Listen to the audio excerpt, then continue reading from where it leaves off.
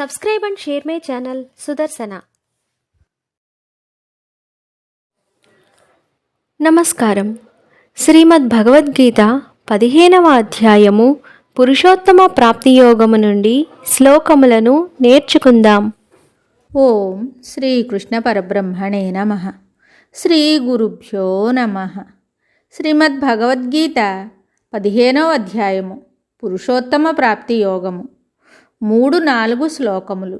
శ్రీ భగవాన్ ఉవాచ న రూపమస్యేహ తథోపలభ్యతే నాంతో న చాదిర్న చ సంప్రతిష్ఠ అశ్వత్థమేనం సువిరూఢమూల మసంగశస్త్రేణ దృఢేన చిత్వా తతః పదం తత్పరిమార్గితవ్యం యస్మిన్ గతా న నివర్తంతి భూయః తమేవ చాద్యం పురుషం ప్రపద్యే యతః ప్రవృత్తిః ప్రసృతా పురాణి.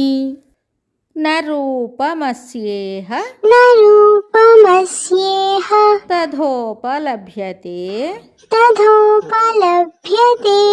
నాంతో న చాదిర్న చ సంప్రతిష్ఠా అశ్వత్థమేనం సువిరూఢమూల మసంగశస్త్రేణ దృఢేన చిత్వా తతః పదం తత్పరిమార్గితవ్యం యస్మిన్ గతా న నివర్తంతి భూయః తమేవ చాద్యం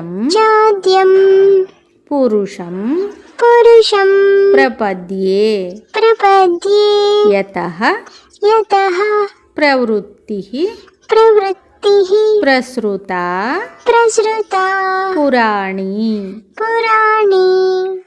న రూపమస్యేహ తథోపలభ్యతే నాంతో న చాదిర్న చ సంప్రతిష్ఠా అశ్వత్థమేనం సువిరూఢమూల మసంగశస్త్రేణ దృఢేన చిత్వా తతః పదం తత్పరిమార్గితవ్యం యస్మిన్ గతా న నివర్తంతి భూయః తమేవ చాద్యం పురుషం ప్రపద్యే యతః ప్రవృత్తిః ప్రసృతా పురాణి. ఈ శ్లోకములకు భావము: ఆ సంసార వృక్షము యొక్క స్వరూపము అలాగున ఇప్పుడు వర్ణించబడిన రీతిగా ఈ ప్రపంచమున సంసారాసక్తి గల వారి చేత తెలియబడుకున్నది. దాని ఆది గాని అంతము గాని మధ్యము స్థితి గాని కనబడుకున్నది.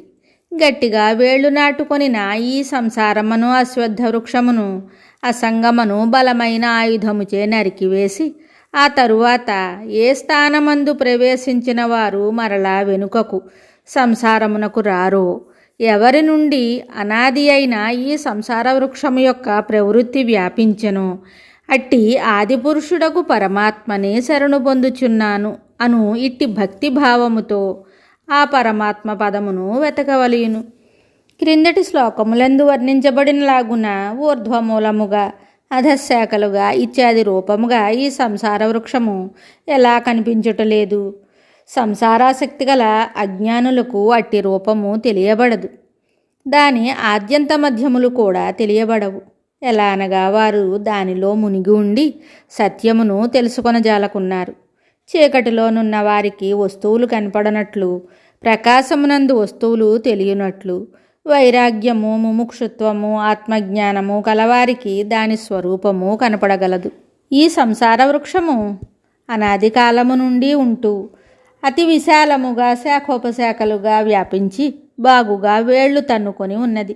కనుకనే దాని వేళ్లను గూర్చి వర్ణించినప్పుడు భగవానుడు రూఢమూలం అని కానీ విరూఢమూలం అని కానీ చెప్పక సువిరూఢమూలం అని చెప్పుటకు కారణము. దాని వేళ్ళు చాలా గట్టిగా పాతుకొని పోయినవని భావము. అయితే అంత మాత్రం చేత దిగులు చెందవలసిన పని లేదు. చెట్టు ఎంత గొప్పదైనను బలమైన ఆయుధముచే నేలమట్టము కాగలదు. అట్లే ఈ సంసార వృక్షమును ఛేదించుటకు భగవానుడు చక్కని ఆయుధమును సూచించారు. అది ఏ అసంగము. ప్రాపంచిక పదార్థములందు అభిమానము ఆసక్తి కలిగి ఉండుటయే సంగము. అది లేకుండుటయే అసంగము, వైరాగ్యమని భావము. అయితే కొద్ది వైరాగ్య భావముల చేత ఈ గొప్ప సంసార వృక్షఛేదనము సాధ్యపడదు. తీవ్రతర విరక్తి, పరిపూర్ణ అసంగము ఆవశ్యకమై ఉన్నది. కనుకనే దృఢేన అను పదమును భగవానుడు ప్రయోగించారు. ఒక పెద్ద ఫ్యాక్టరీలో మూలచక్రమునకు గల బెల్టు తెగినచో అన్ని యంత్రములను ఎట్లా ఆగిపోవును, అట్లే ఈ సంసార రూప బృహద్యంత్రాంగమంతయు సంగరాహిత్యము అసంగముచే స్తబ్దమైపోవును. మహనీయులు ఈ ప్రపంచమున ఉన్నప్పటికీ ఇట్టి అసంగ భావమే కలిగి ఉండి సంసార బాధలేవియూ లేకుండా ఉందురు. అయితే ఈ అసంగము బాహ్యముననే కాక అభ్యంతర సంకల్పములందును కలిగి ఉండవలెను. అప్పుడే ఆ అసంగము పరిపూర్ణము కాగలదు. ఇంతటితో పని పూర్తయినదా కాదు. సంసార వృక్షఛేదనమైన తరువాత అనగా దృశ్యత్యాగము అయిన తరువాత దృక్స్వరూపమును ఆశ్రయించుటాను ముఖ్యమైన పని మరి ఒకటి కలదు. అప్పు తీరవలెను. సొంతముగా కొంత ద్రవ్యమును కలిగి ఉండవలెను. అప్పుడే మనుజుడు సుఖముగా ఉండగలడు. దృశ్యభావత్యాగము అప్పు తొలగుట వంటిది. అది చాలదు. ఎలా అనినా అప్పు తొలగినను తన పోషణ నిమిత్తము కొంత ద్రవ్యము లేనిచో మనుజునకు తృప్తి ఉండదు. అట్లే దృశ్య విరక్తి ఆత్మపద ప్రాప్తి రెండునూ ఉన్నచో జీవునకు పరిపూర్ణ సుఖము ఏర్పడగలదు. కనుకనే భగవానుడు సంసార వృక్షఛేదనమును గురించి తెలిపి తతః అడు తరువాత పరిమార్గితవ్యం పరమాత్మ పదాన్వేషణము చేయవలెను అని బోధించుటకు కారణమైనది.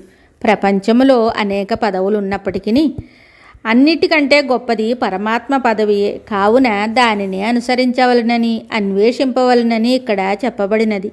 ఎలా అనినా ఆ మహోన్నత పదమును పొందినవాడిక మరలా ఈ దుఃఖభూయిష్టమగు సంసార స్థితికి దిగిరాడు.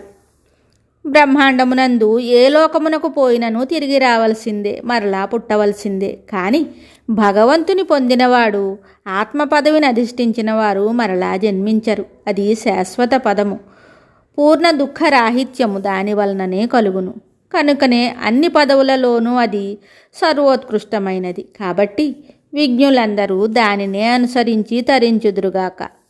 అయితే ఆ పరమపురుషునే శరణు పొందుచున్నాను అను భక్తిభావముతో నిరహంభావనతో ఆ ఆత్మపదమును అన్వేషింపవలసి ఉన్నది. నిర్మల భక్తి కలవానికి ఆత్మజ్ఞానము త్వరలో లభించగలదు. శుభం. శ్రీమద్ భగవద్గీత తరువాయి భాగంలో మళ్ళీ కలుద్దాం. నమస్కారం. Subscribe and share my channel Sudarshana.